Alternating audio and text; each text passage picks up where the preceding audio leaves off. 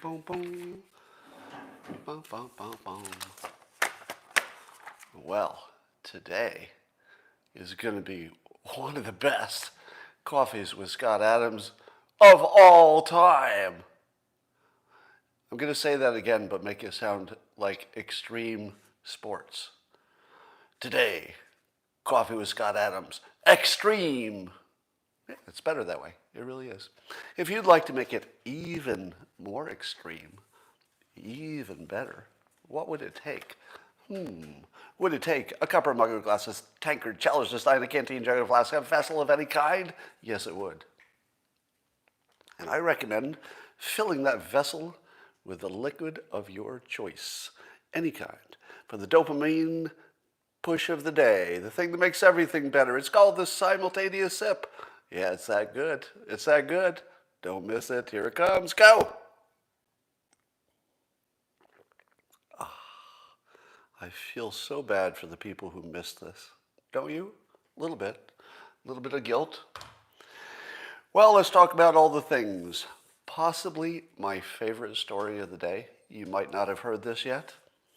Apparently the BBC, and in this context, the BBC refers to the British Broadcasting Corporation. If you thought BBC meant something else, well, you've been spending a little bit too much time on the wrong websites, or the right websites. I'm not going to make a judgment. But anyway, the BBC, the one that does news, has apologized for airing an interview with someone posing as Senator Booker. Is that perfect? So apparently some imposter called up saying he was Senator Booker, Cory Booker, and did an entire interview on the BBC. Now, here's my first question. Was the interview by the fake Cory Booker better or worse than the real Cory Booker? Because what is missing from the story is all the crazy stuff that the imposter said.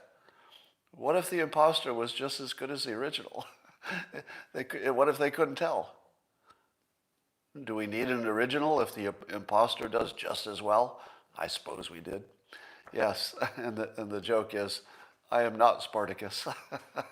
Sometimes you think I'm Spartacus, but I'm not actually Spartacus. Maybe he's Spartacus. Definitely not me. I'm not Spartacus. But that guy looks a little Spartacus-y, if you know what I'm talking about. Go talk to him. So what happens, now this was a radio interview. I should have mentioned that. So it was audio only, so it's easier to fake. But what happens when somebody can make a deep fake that just mimics their own mouth motions? So you think you're calling in on a Zoom to do an interview or something, and somebody just puts up a fake. How far are we from an entire fake video answering interview questions? Now, it would require a real person behind the scenes. I'm not talking about AI, but AI pretty soon too, right? Pretty soon, 20 years, it's going to take longer for an AI to look exactly like a human in terms of how it acts, but maybe not 20, maybe 10. I've noticed a difference in my trolls. My trolls are very, very different lately. These days, my trolls come in and they blame me publicly, on Twitter usually, for not criticizing Trump on some topic that I did criticize Trump. So it's not like I haven't criticized him, but all of my trolls are coming in and saying, why didn't you say something when Trump was putting kids in cages? To which I say, I did. And why didn't you say something when Trump wasn't doing all the right things in the pandemic? To which I say, I did do that. So I've completely run out of trolls. Can somebody put out the word that I'm under-trolled? It's just not the same. I don't want people who agree with me trying to troll me. Can I get somebody who disagrees? Please, just somebody who disagrees with me. Could you troll me? Anybody. just somebody who's got a different opinion. I miss you. I miss you, the good trolls. Well, Texas and Mississippi are leading the way, and I'm going to give Texas the big credit here. So the governor Abbott has said Texas is going to open up. Every business is allowed to open. Of course, the businesses can decide on their own, but they're allowed to open, and there is no state mandate for masks. Now, does saying there is no state mandate for masks mean that everybody will stop wearing masks? No. No, it doesn't mean that. Do you know why?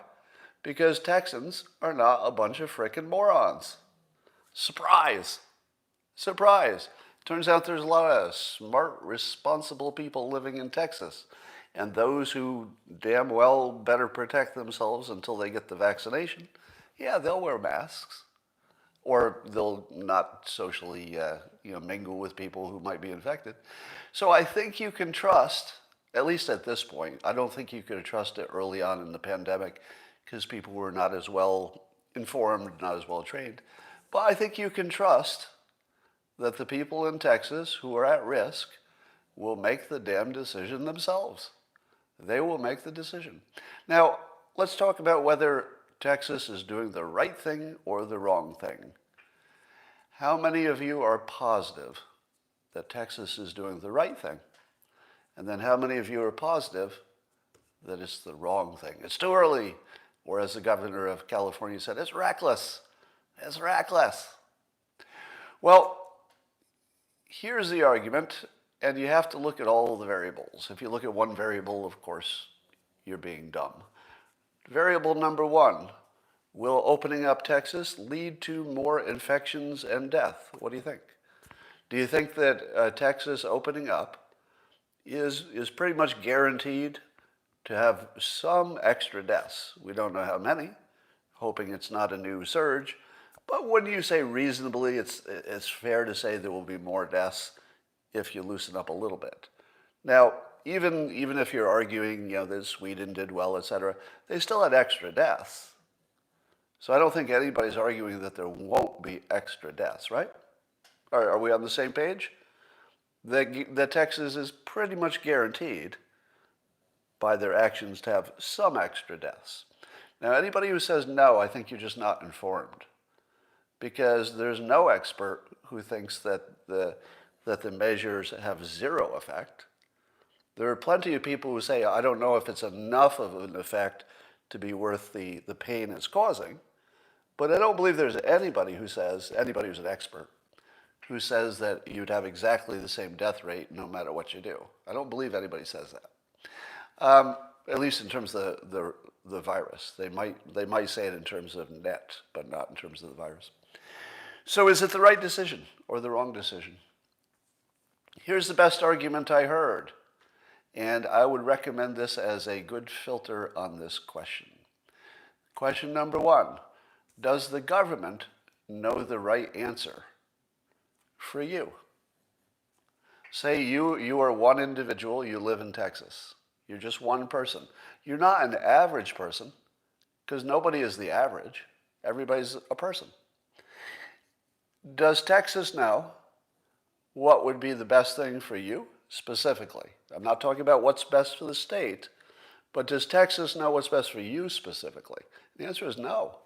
Because if our government was so well informed and our science was so accurate that the government could say something like, look, there's a 99% chance that what we're doing is the right thing. I know it's inconvenient. I know people are going to have lots of costs, but we're 99% sure we're doing the right thing in general. Now, if that were the situation, I would feel that the government had some moral right.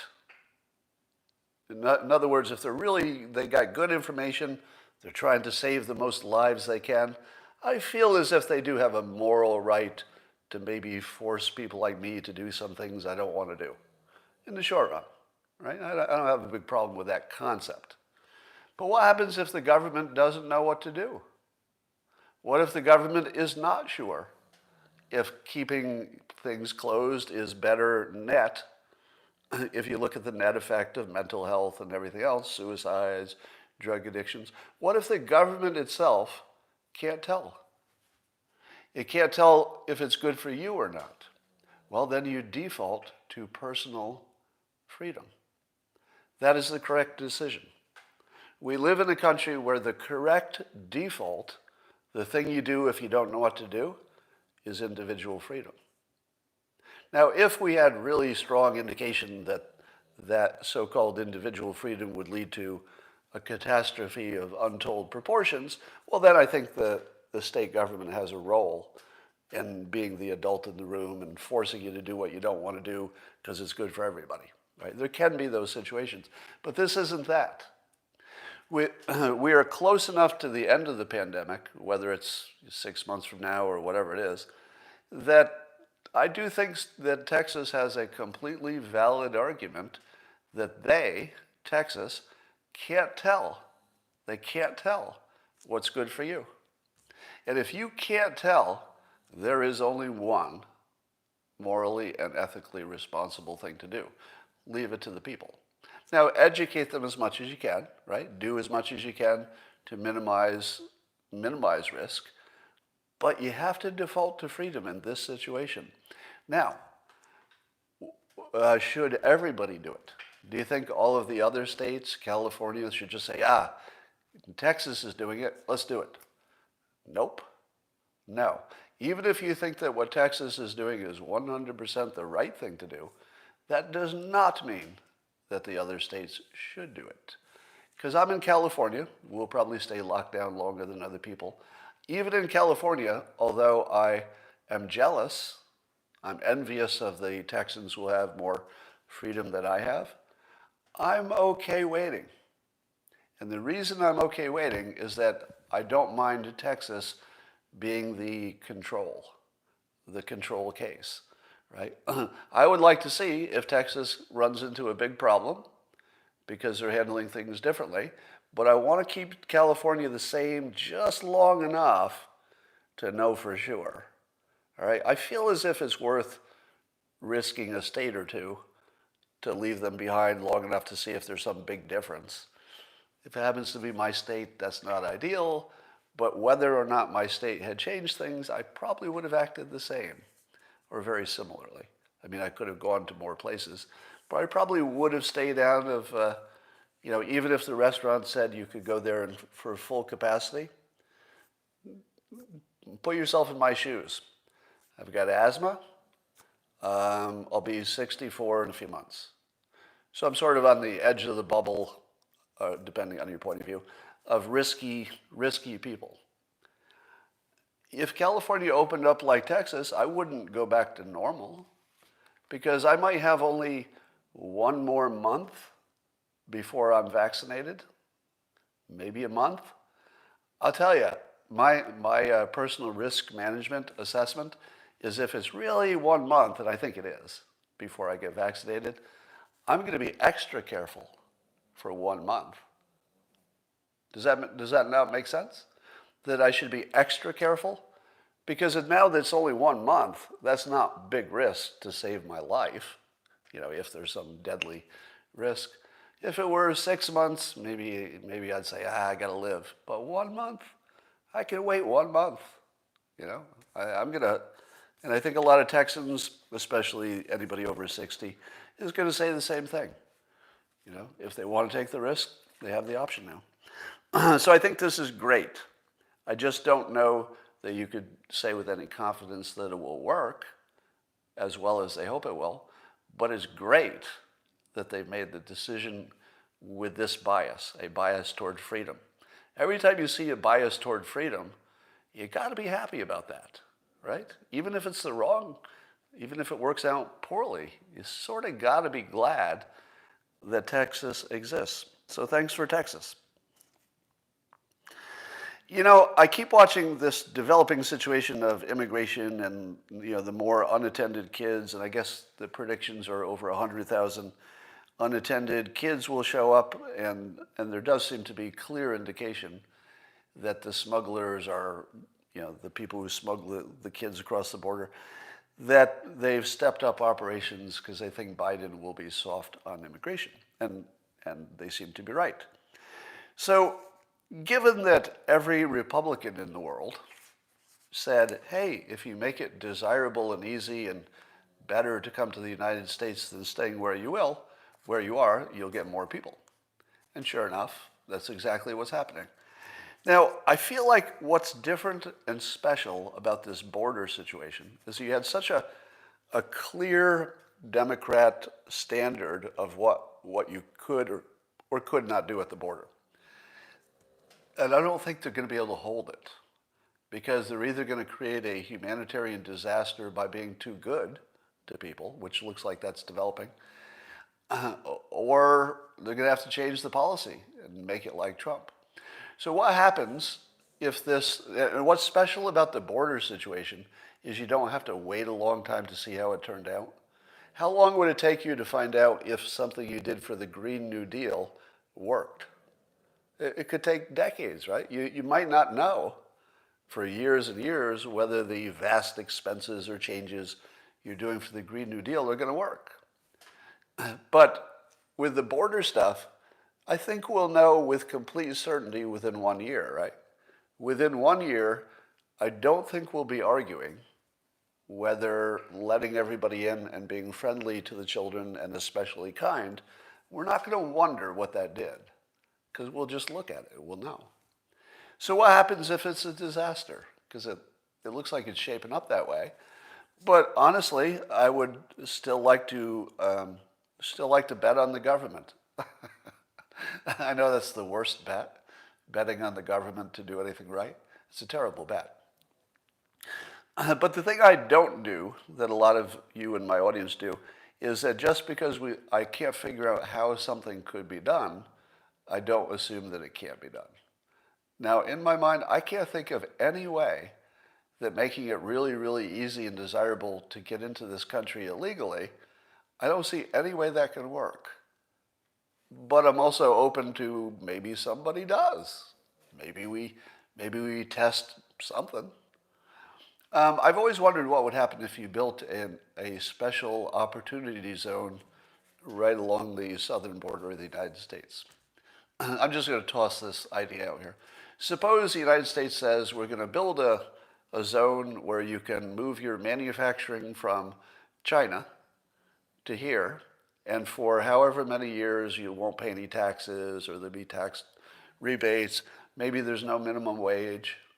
And what you would do is build this manufacturing zone that would absorb the people coming over the border. So they would come over the border, but then they would learn English and they would learn a skill. They would have a job. They'd be doing something that's good for the country. And they wouldn't even get into the interior of the country, because you would have a whole, a zone which would be the very best place for them to go, because it would be built for them. It would be built for a place that wants as many employees as they can get. Come on over. But it would be American owned and run. And you would just use it as an immigration control that has the secondary benefit of reducing our dependence on China. Could you do that? I don't know. So I don't know if any of that would be practical or economic, but you can imagine really creative ways to approach immigration, which, as AOC says, and I'm the only person on this live stream who's willing to say this, I like the fact that she wants to do something that we don't know how to do. I like that. I want my leaders to be pushing us to do things that look kind of impossible. And this looks kind of impossible. Being kind to people on the border, at the same time you're controlling your own country's fate. I don't know how to do it. Do you? I don't know anybody who knows how to do it. AOC is pushing it without knowing how to do it. I don't hate that. We can't do it until we know how to do it.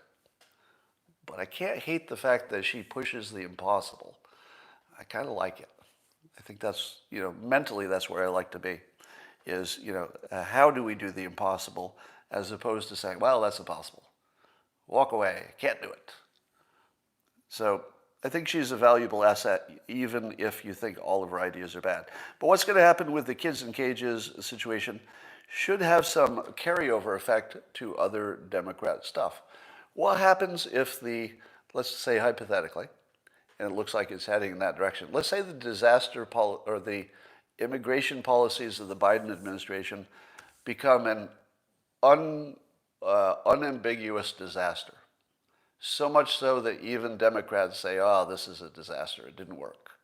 What would happen to their other policies? Because isn't the main problem with Democrat policies that they have somewhat lofty objectives, which you might like, everybody's doing well and making money and there's fairness and equality. Those things all sound great. Who's against any of that? But if you don't know how to get there, that's the problem. So I'm thinking that even the Green New Deal will suffer if the immigration thing falls apart because it will feel the same. Immigration has this weird quality where you say to yourself, wait a minute, human nature guarantees that your plan can't work. And I think people will just take that thinking to other Democrat policies. So I think the Democrats are really in trouble with immigration, not just because of immigration. Here's a question to you. And I'll base this on overhearing something the other day. I was in a position the other day to overhear some teens talking about, I'm going to be as generic as possible, talking about lifestyle things and, some things that would be in the general social discussion, let's say. And I was blown away. I mean, absolutely blown away. Because things coming out of the mouths of young people, very unfamiliar to what I would have heard in my day. Is it better or is it worse? Probably better. Probably better. Because what I heard was an insane amount of lack of bigotry. Insane. Like a kind of an open-mindedness that is just shocking in a good way. It's shockingly healthy to hear young people with not even a trace of what you would have considered, I guess, a normal amount of bigotry, sexism, anti-whatever, anti-this or that. It's really weird. But at the same time, the young people will talk quite bluntly about ethnicity. Like that's very much on the top of people's thoughts, this group and this, but it has more to do with cliques and who's friends with who, and it doesn't seem to be about race. It seems more about who's hanging out with who. But I'll tell you, if you wanna feel or see the future, if you want to see the future, you gotta listen to kids talking candidly. It's pretty positive. But here's the bigger question I have. Could you teach kids, if you get them young, to be politically independent? You could. But would we? Because you'd be taking away the parents' responsibility in some sense.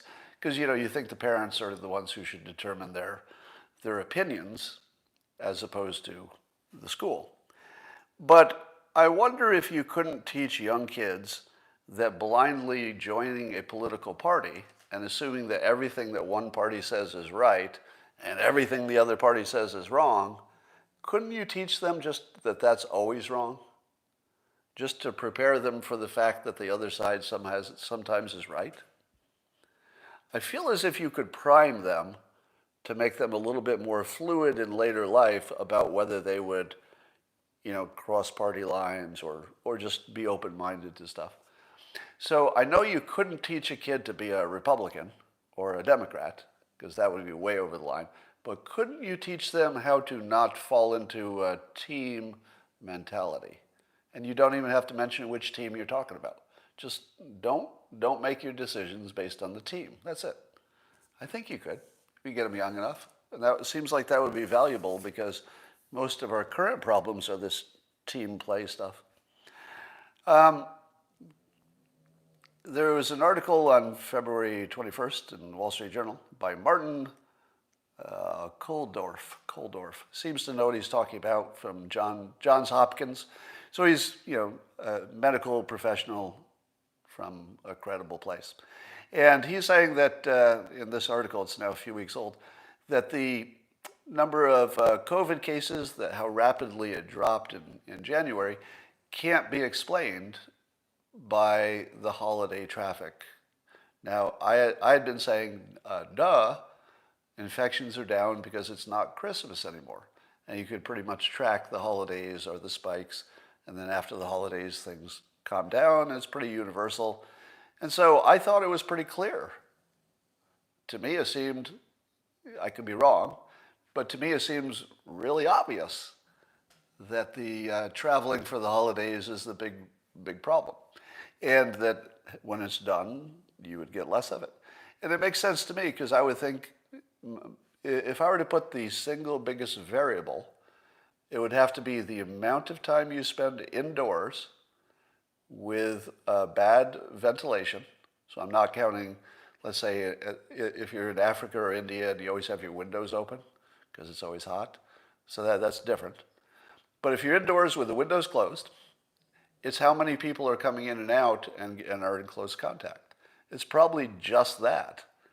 When I say just, it's probably 60% of all infections are exactly that, something that happens in your own house or in a house. So I don't know how holidays could not be the explanation of most of the dip, but his claim is that the only way to explain it would be if people have T-cell immunity from related coronaviruses maybe, or there's way more infection, so we have more herd immunity than we know. What do you think? Do you think that we can just look at this data? Can we just look at the curves and look at the data and make the conclusion that it's T-cell immunity? I feel like that's a little too far. I feel like we don't have the data to say that that's the case. But his case is it's an argument by ruling out the other things. So can you rule out the most obvious thing, which is that holiday travel brought people together who don't get together and put them indoors for a long period of time? So I'm going to say I don't buy it. I don't buy it. I do buy the general notion that there might be more immunity in the public than we know, and that it might be a pretty big variable. But I think the big dip had to be the holidays. I just feel that way. All right, we need more, we need more information. So apparently some more rocket attacks are happening in Iraq on American military bases, and there was a contractor who died from a heart attack during an airstrike. So I don't know, was it the airstrike that killed him? I guess you could say so. And here's the real question. So now that Biden had responded to the last attack by Iranian surrogates, is this Iran just seeing how far they can push Biden? Is that what's going on? Because if Iran is saying, oh, we'll just keep pushing, would they have done this under Trump? Do you think that Iran would have attacked a second military base through a proxy, not directly? Do you think they would have approved that attack under Trump? I feel as if no, but you can't know, right? But the thing that Trump had going for him is that he was less predictable. And I feel like we put Mr. Predictable into the office and Iran is just running with it because they can predict him. Maybe, we'll see. So I guess Governor Cuomo of New York was stripped of his emergency COVID powers, just weeks before they would have expired anyway. Can New York get any dumber? I think New York is just, it seems to be setting new records for dumbness, because I don't believe that the governor's emergency powers were really the problem here. Was anybody arguing, he did ask if he could kiss that woman 2 years ago, so therefore he should not have emergency COVID powers. What? I feel like New York is just shooting themselves in the foot because they're mad at their governor. Why would you want to take away his tools if you're keeping him in the job? Yeah, we'd like you to still be, in charge, but could you do it with fewer tools? Well, why would I do it with fewer tools? No reason. It's, it has something to do with a girl you tried to kiss, a woman you tried to kiss. Uh, so how does that make sense? It's just like New York proving how dumb they are, no matter how mad you are at your governor. All right, are you ready for the most controversial part of this Periscope? Are you ready? I'm going to bring up a topic you hate, but I'm going to put a new twist on it. So you should stay for the new twist, all right? Because it's even new for me. There's a Rasmussen poll on what people think about transgender athletes, and specifically, of course, everybody's talking about transgender athletes playing women's sports. And we found that the majority of the public is against it. Majority of the public doesn't favor transgender being able to play on women's sports teams. And so we should go with the majority, right? What do you say? We live in a sort of a democracy-ish kind of a place. Should we go with the majority? All right, well, here's something that you could pull out of these numbers, the Rasmussen poll. Women under 40, 57% favor transgender athletes playing female sports. So the category of people who are most directly affected, besides the athletes, the transgender athletes themselves, are women under 40, because they would be the ones on professional teams, the ones who recently played sports, not that long ago in high school and college, and would even be having kids at 40. That's the age where your kids are getting into athletics early in school. And that group, the ones most directly victimized, can I use that word? Because that's how it's being spoken of. I don't use that word to speak of this. But some people are saying, hey, what about that biologically born female athlete who now can't get first place because the transgender athlete is just getting all the medals and winning everything? If the people who are most affected are by a strong majority in favor of doing it, is it any of your business? Do you think everybody should have the same weight of opinion if there's only one group that is impacted by it? Right?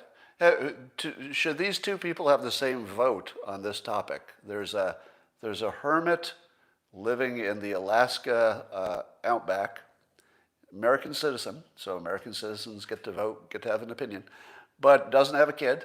It's a man, it's a hermit living in Alaska. How is that person in any way important to this question of transgender athletes? Completely unrelated. Does that person's opinion, should it count as much as somebody who is the very center of the question, which is non-transgender athletes who would be affected by having people on the team that are superior athletes? What is fair? So forget about the question, forget about the topic. Forget about the topic being transgender athletes. Just forget about it. Just answer the question in the generic question.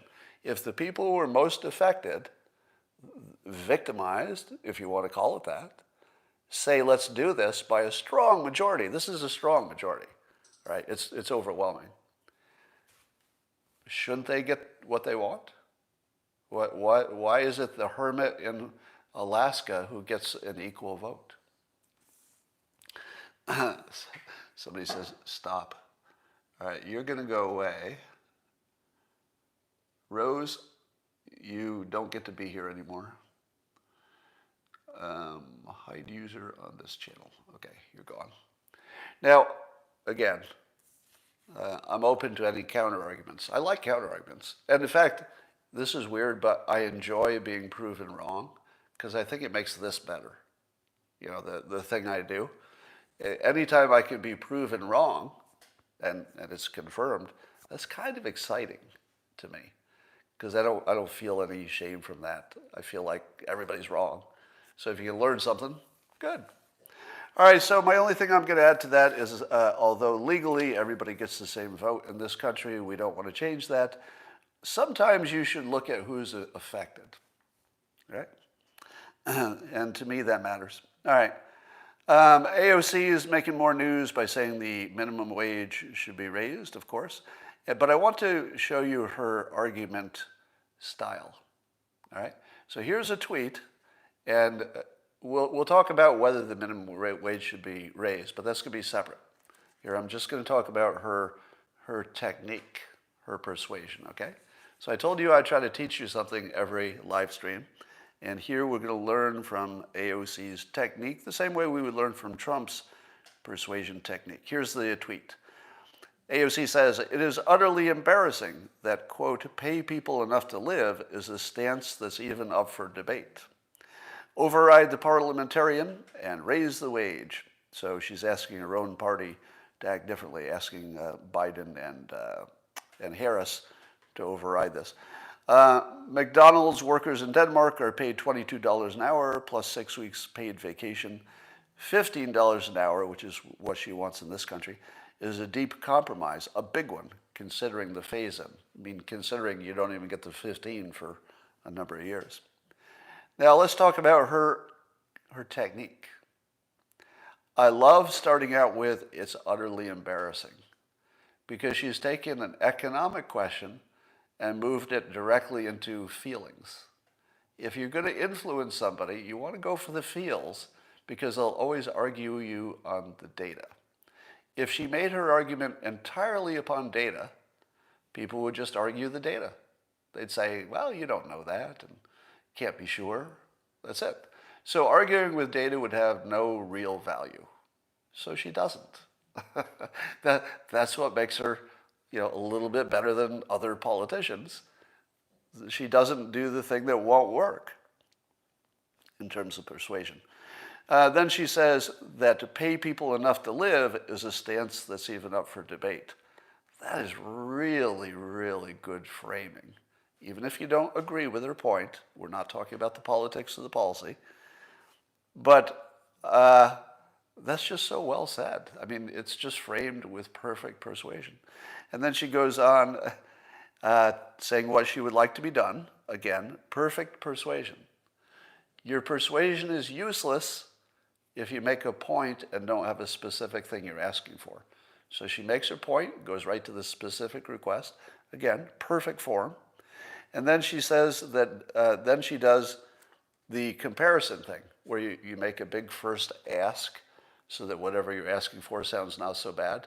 So she uses the Denmark comparison because 22 is such a big number when you're only talking about raising it to 15, that your brain starts to say, wait a minute, Denmark's at 22 and the country's not falling apart. Denmark's doing okay. 15 doesn't sound so bad. Don't get ahead of me. Don't get ahead of me. I know what you're going to do. I'll get there. I'll get there. It's not all good. So I read that and I thought, well, that's a pretty good argument. Now, for background, AOC has a background in economics. A lot of people don't understand that in college she actually has an economics degree, as do I. I have a degree in economics and an MBA. And if you were to ask me, Scott, forget about the morality part. Forget about the morality. Just, does this work economically? Because the things you're looking at is you're not just raising, somebody's pay. It's coming out of somebody's pocket. So how many businesses will go out of business? How many fewer employees can be employed because now you can't afford as many of them?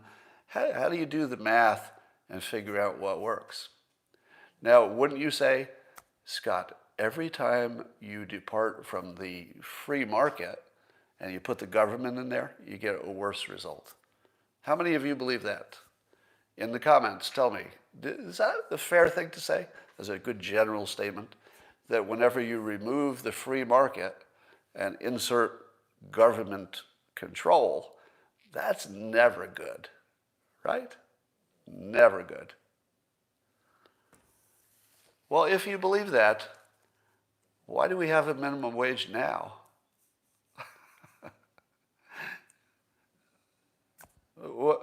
Why do we have a minimum wage now? Do you know, I can't remember specifically, but don't you think that whenever the minimum wage was put in place or the minimum wage was raised, don't you think we had the same argument every time? Was it right the last time? Do you remember when they raised the minimum wage to what it is now and then the economy fell apart? It didn't. It didn't. It's the same argument that we know wasn't true before. We don't have to guess. We know because the minimum wage has been raised before. And the country survived. Now, did it cost people jobs? Yes, of course. Did some businesses probably go out of business? Yeah, the ones that were so weak they couldn't afford to do this. Were those businesses going to last? Were those the businesses who were paying a lot of taxes? No.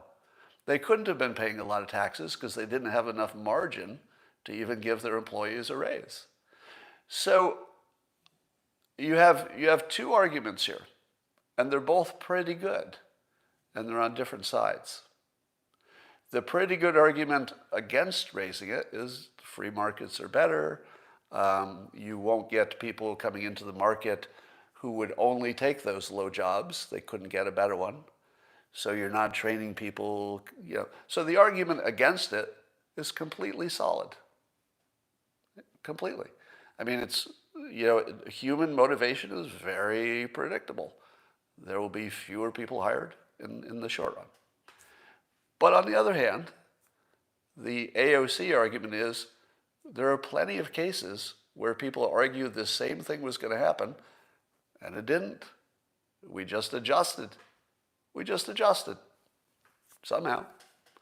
So here I am sitting here with 2 degrees that should allow me to answer this question and have a really smart opinion that it's a good idea or that it's a bad idea to raise the minimum wage. I don't. Do you? You've watched me for a long time, and I honestly don't know if this is a good idea or a bad idea. And I don't even know how you'd check, because I wouldn't believe anybody's prediction, would you?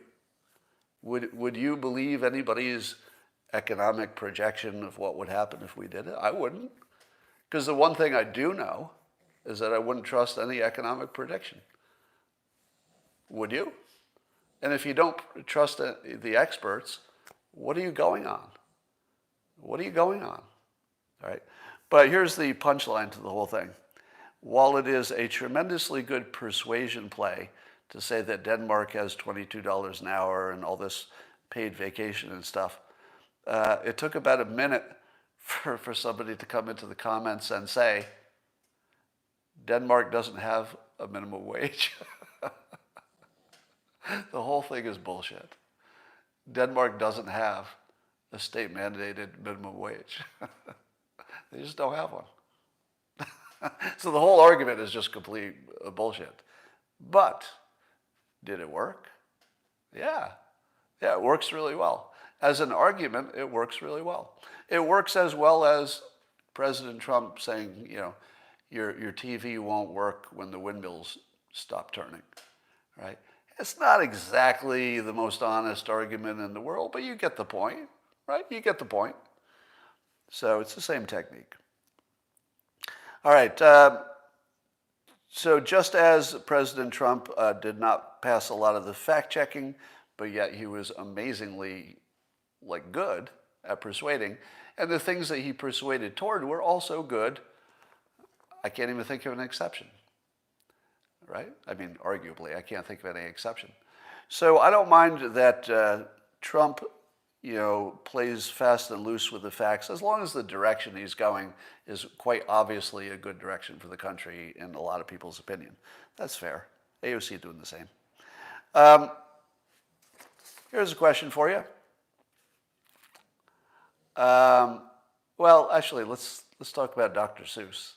How many of you have now seen the so-called offensive racially offensive Dr. Seuss drawings.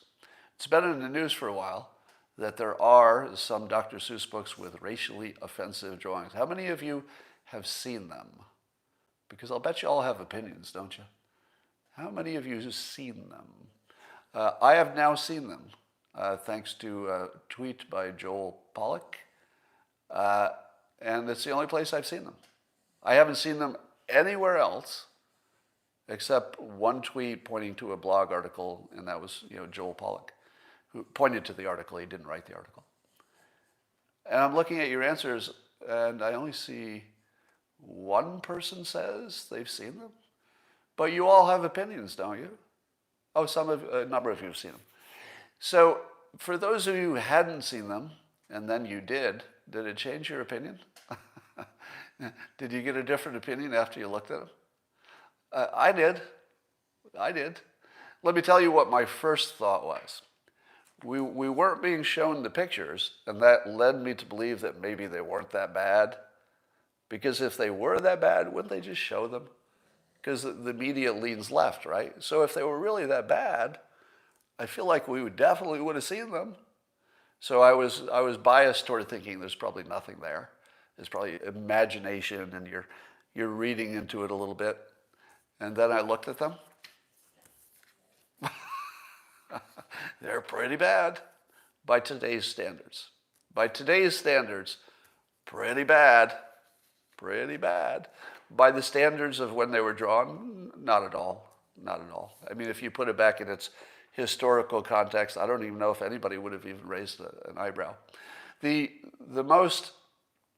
I'll describe them for you. So there are three images I saw in particular. One was probably a Middle Eastern, I imagine an Islamic guy riding a camel, wearing sort of traditional look and having a cartoon face that looks caricaturish of the region. Not too bad. I would say on that one, if that had been the worst one, I would say give it a pass. Because really it looked like more they were trying to get the clothing right. It didn't look like, I don't know, is riding a camel somehow an insult if people actually ride camels and it's a thing? I don't know. That one didn't look bad. Then I looked at the next one. It was some characters drawn as Chinese characters that looked like Fu Manchu, with robes and little facial hair that you would see in some stereotype. And they were carrying on their head, I think there were 3 or 4 of them, they were carrying on their heads as if they were porters, who carry things on their heads, a big cage with some Dr. Seuss animal, but then at the top of the cage was this drawing of a little white hunter. So you've got the Chinese characters carrying on their head a cage of an animal, and on top of it, the white guy. Not so good. But if you take it back in time, who were the porters if you went to China and you organized an expedition? Who would be carrying the stuff? Chinese citizens, right? So if you just put it in its context, it's actually what it would look like if you don't factor in that he made all the Chinese characters look, let's say, stereotypical of that day, and not in a good way. So that one I would say was a problem. Yeah, I could see how somebody would say, let's this is a little marginal. Let's get rid of this one. But then the third one showed some black characters from Africa carrying some other Dr. Seuss character. And then it get a little bit more of a problem. The black characters, may I use an offensive word if I tell you that there's no offensive intention, okay? So what I'm going to say next will sound offensive, but it's not my intention. So intention matters more than words, or they should. I'm just going to say it, all right? He drew the black characters to look like monkeys, all right? Now, if that doesn't offend you, I don't know what would. I mean, that's about as offensive as you can get. Now, was he thinking that when he drew them? Or is it just an artifact from his drawing style, which is it just fell out that way, but he wasn't thinking of it in any way like that? It's a problem. Now, I said before that the easiest way to solve it would just be find a black cartoonist and just say, hey, do us a favor. Can you redraw these so that we can tell they're African natives, but they don't seem offensive to you? Just give us a hand. I mean, if you looked at like the whole body of Dr. Seuss works, there are only just a few pictures. Why don't we just have the people who are most, the victim of that characterization, have them, take a shot at it. Just redraw it. Annotate it. Make sure everybody can see the original and tell them why you changed it. I don't think it's a big problem. I think it's easy to solve. Just have a little bit of technique. Just get the right person involved. It literally would be one drawing out of a whole book. No big deal. I wouldn't lose the original, though. Here's a provocative sexist hypothesis from user Novicus on Twitter. And I'll try to characterize the claim. Is that societies that have the most gender equality are also the most ethically and morally superior. So it's a two-part opinion. Do you agree with the first part? That societies that have the most gender equality are, and it's not a coincidence, that they're more ethically and morally superior. Do you buy that? It might be an opinion, social opinion sort of thing, but I do. That's it. I would say observationally, that feels about right, doesn't it? I'm seeing a lot of people say no. I don't think that the people saying no have a bad argument, by the way, but I'm a little surprised that there are as many no's. Oh, interesting. Okay. All right, but let me just finish the point. So this is not my point. I'm just putting it out there. That wherever you have more women with more equality, there's more moral superiority. But it's also the reason you're doomed. It's also the reason you're doomed. Because the country with the most morality and equality will be the weakest country in terms of homeland defense. That all of those things that make you ethically and morally superior put you in peril, right? Because if you want to be protected, you want the person on your side who's the worst person in the world. You don't want the ethically and morally appropriate warriors on your side. You want the ones who will burn the village, right? I mean, you wouldn't say it out loud, but if you had a choice between your country being destroyed and you being killed, or your military people might be kind of badass, might kill a little bit more than you expected, might take more chances, might do a lot of things that maybe you wouldn't think are a good idea, but maybe you need that.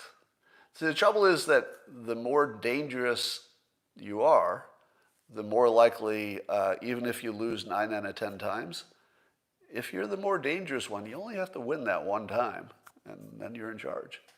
So somebody says that's why Sweden is in bad shape. I don't know if that can be proven by any data, but I do think this is an interesting point, that the nicer you are as a society, the more vulnerable you are to societies that are not as nice. Now, the way Novicus put it is that they are male-dominated societies. If you look at Russia, male-dominated, China, male-dominated, those are two biggest problems. And would those male-dominated cultures produce, let's take China, for example. We believe that China is doing all these terrible things to us, from shipping us fentanyl, to stealing our IP, to spying, to gathering our DNA, to all these things. Would China be doing all of those things if they had a gender equal society with women in charge as much as men? Would they do all those things? What do you think? What do you think? Would China be as aggressive if they had gender equality? I feel like they would be less aggressive, and that there's something to this hypothesis.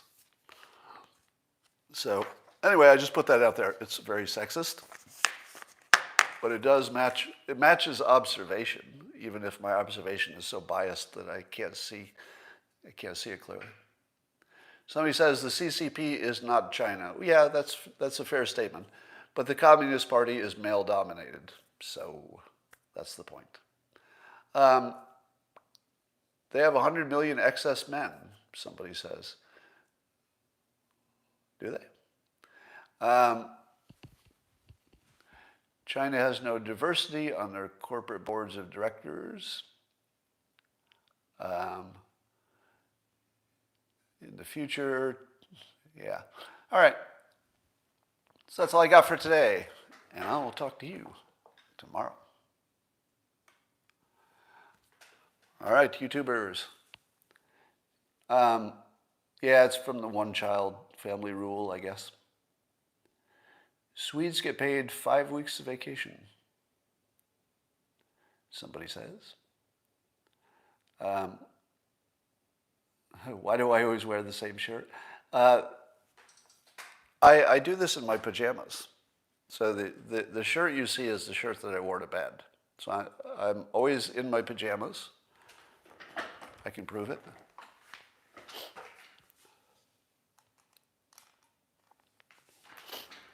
Pajamas. And I'm always barefoot. So I've created this entire show, which now has national prominence, and I've never once worn pants. I mean, I have pajamas on, and I've never done it in my shoes. So I like a job that you can do in your pajamas without shoes and make a lot of money. Now, I'm not making a lot of money, but it is monetized. Yeah, it is the best way to do a show. Do I still go on other people's podcasts? Not at the moment. I'll confess something to you right now. The enjoyment I get out of doing this, and also the content I do for Locals, which is a subscription site where I put a lot of my content that you don't get to see. I enjoy that so much that my cartooning, it's just hard for me to do it. Like, it's 30 years of drawing these same characters. It's really hard now to make myself sit down and do it one more time, which is what I have to do today. And I'm way behind deadline. Or I'm too close to the deadline, actually. So I've got to get ahead on deadline. It's going to take me a few months, and that's all.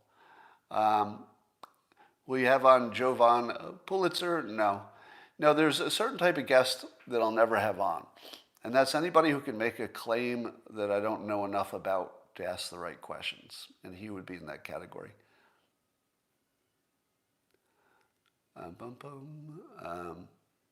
What school of economics did you learn? I wouldn't say it was a school of economics. I just have a degree in economics. So we got to see a lot of stuff.